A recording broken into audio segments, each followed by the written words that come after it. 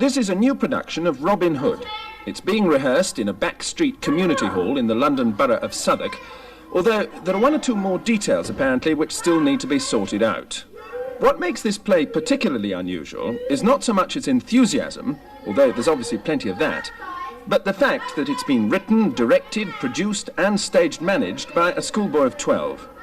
He's called Ricky, he doesn't go to school anymore, and none of his actors goes to school either.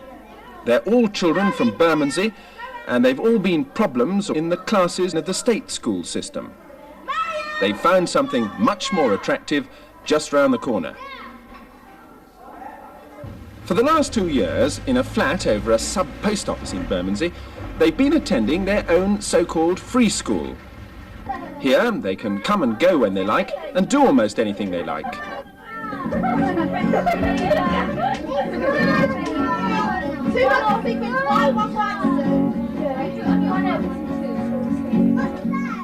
The Bermondsey Lamppost School, as it's called, is run by Lois Acton, a former head of geography in a local comprehensive school.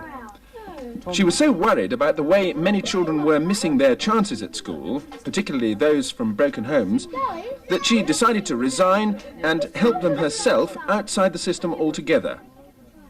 She and 4 unpaid volunteers are now visited by 60 children, all between the ages of 3 and 15. Previously, they'd either been notorious truants or troublemakers, or had simply hated the very idea of school. Now, many of them are able to read and write for the first time, and most want to stay here until 7 o'clock or even later every night.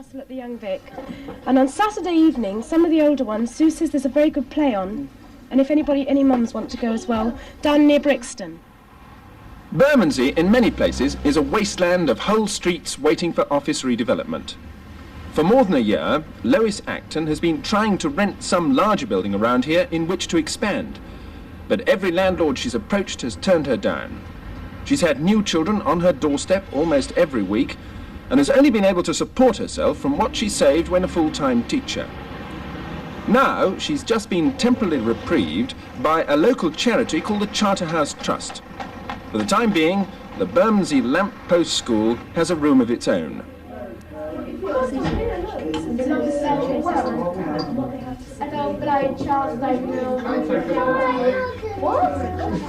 if what happens if we do the battery first and you find out exactly how the battery works? Stuart wandered into school at about 11 o'clock this morning. He's one of a family of 9 and he's been coming here on and off for more than a year, ever since he ran away from a comprehensive school. His one passion is cars and how they work. Things like the pistons. You understand how they work, don't you? Yeah, I've done them. Yeah. You got them. I mean, you've done all the pistons, Stu. Can you just? You've got all the pistons. And how do they work? Didn't know how to do things, put cars together. Didn't know how the gearbox worked, anything, so I came here. Why is it you think that you're able to learn more about that here than at another school? The teacher got more time for you here, haven't they? A lot of time. I ain't blaming the teachers, there's not enough teachers. Used to be a teacher at my school, his name was Bob. He used to be my tutor master, and he had about 5 classes in one day he had to take. In some of this years, I felt sorry for him. You want to write a story? I'll write a children's story. Ricky, the playwright, is 12. He has to look after a younger brother and sister at home, and he's also been coming here for 2 years. It's different. We learn a lot more here because the teacher's got a lot more time for us, and they're more interested in what we want to do. Or maybe we could tell them what story can it be? What about? Kim is 15 and one of the latest recruits. She says she never got on with her teachers and was always running away. Now she travels 20 miles a day to come here. At school you just write it, give it in, mark it and you get it back. Here she tells you what you've done wrong and why you've done it wrong, and she gives you more ideas. At school they just like write on the boards, write about so-and-so, you know, so Lois tells us what to write about and where to go, you know, to find out all these things so that I can write them. What do your parents think of you coming here to this school?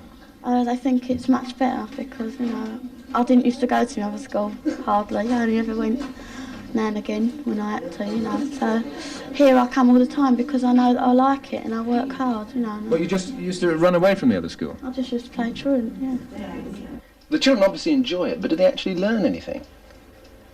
Oh, yes, I mean, at every moment of the day there's somebody asking a question about something, and I've learnt a lot too, because there are a lot of things that I didn't know about. I mean, I never knew about a car engine for a start, and because Stu wanted to learn about it, we've contacted experts, garage mechanics and people like that, and I've learnt a lot and he's learnt a lot.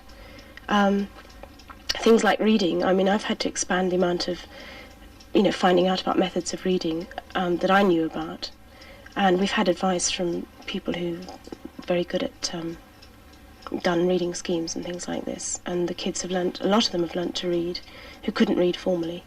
But wouldn't they progress even faster in a more formal way? I don't think it's not the formality of the situation. I mean, sometimes there are formal situations here. It's more, I think, that they feel, we try to start somewhere where they're something they can do, and all of them can do something, and all of them have proved that they can really do something very well, and from there they've gone on to tackle the things that they couldn't do very well. And that's partly why they enjoy it, I think, because they are achieving something. And if you're not achieving anything, and people keep telling you you're not very good at doing something, then in the end you think, well, you're not very good at doing it. I mean, that happened to me too. And sometimes they'll work on something for 4 or 5 hours, and we don't interrupt them and say, you know, it's 4 o'clock, it's time to go home, just stop what you're doing. If it's at all possible, we let them come to the end of what they're doing in their own time. Are there any rules at all? I noticed that some of the children were smoking. There aren't any rules as such. We try. The only one that does exist is a rule about no fighting, partly because of breakages and damage. But I mean, I hope that if we had a building, we'd have a room where, you know, they could let off steam. About smoking, the kids who smoke here usually only smoke just for show. Most of them the ones we had originally, most of them have given up smoking. Or we've all been actually, we've had a doctor here who's told them all about lungs and things like that, and they've seen exactly what a lung looks like. And some of the younger ones sort of stopped immediately having seen that. Lunchtime is as informal as everything else here. The children cook the food themselves: sausages, fish and chips, bread and margarine, anything that's been scrounged, donated by parents, or is simply cheap. But although the schools run on a shoestring, the staff have been able to raise enough money privately to arrange trips in the holidays. Stuart and Ricky, for instance, were even taken to Paris for a few days. Obviously quite an adventure in itself for everyone. Apart from this, there are regular visits to local factories, museums, and even the theatre. With theatres in particular, we go specifically to the Young Vic. It's our nearest theatre, or to the Globe, which is open only in the summer. And they both have given us tremendous support in terms of letting the kids go to a lot of the shows there. And they really do enjoy the theatre. They love it. We've been to the ballet as well. We went to see a company that came from America. And I think it's one of the most exciting things that the kids came back and talked about it for ages, because they'd never thought that they'd even enjoy going to the ballet at all. Obviously, the existence of such a school and the very clear demand on the part of children and parents for this kind of place does show there's something wrong somewhere.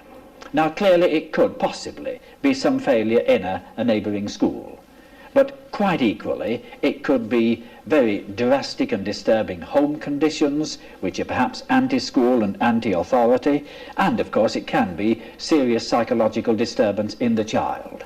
All I would have reservations about is, well, what I mean very simply is, I can't see how schools of this kind, so accommodated and so staffed, can possibly offer what just a reasonably large secondary school can offer in the way of a full diversified curriculum, physical education opportunities, science laboratories, etc., etc. So what are you going to do about these free schools? You say you approve of their motives, you can't give them money because of legal restrictions, and you have reservations about the younger children.